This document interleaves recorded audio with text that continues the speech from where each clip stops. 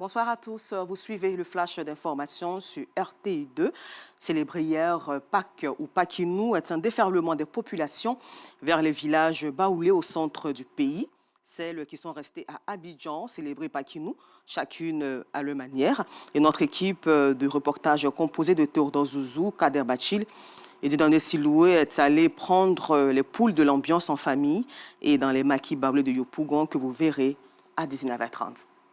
Et depuis ce samedi, Pâques Namoué est à sa 5e édition au village de Kouté dans la commune de Yopougon. Un événement qui vise à pérenniser la valeur traditionnelle Atchan ou ébrié. Et c'est une activité menée par les jeunes soutenus par la chefferie Théodore Zouzou Kadebachila.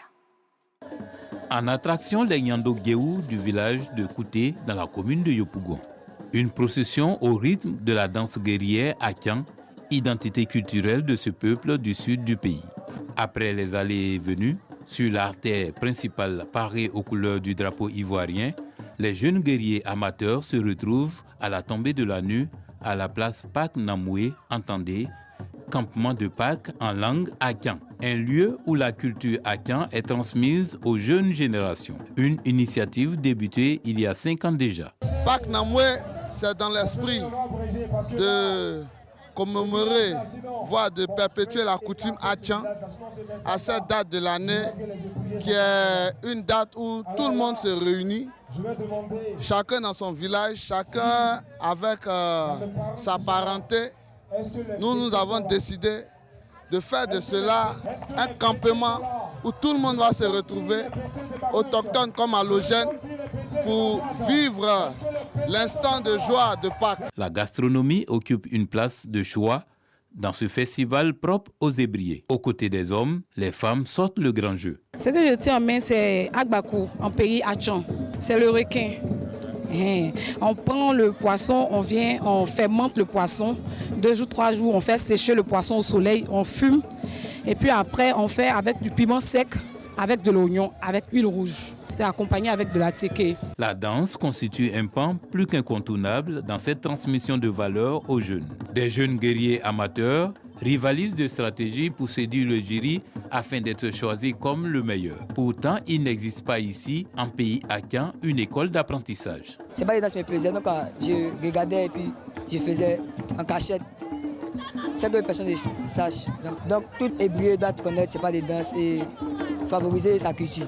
Comme dans la plupart des cérémonies en pays Atchan, les convives viennent d'autres villages. La prestation de ces concurrents venus de plusieurs villages séduit le chef du village de Kouté. C'est pour nous l'occasion pour pérenniser cette danse au niveau de la jeunesse, afin que cette jeunesse aussi la maîtrise, la possède, pour que dans ces jours de maturité, où elle aura célébré déjà, ne puisse pas perdre ses pas.